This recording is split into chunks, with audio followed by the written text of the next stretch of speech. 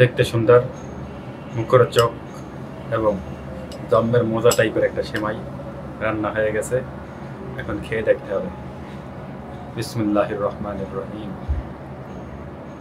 প্রথমেই পরিমাণ মতো দুধ দিয়ে দিলাম,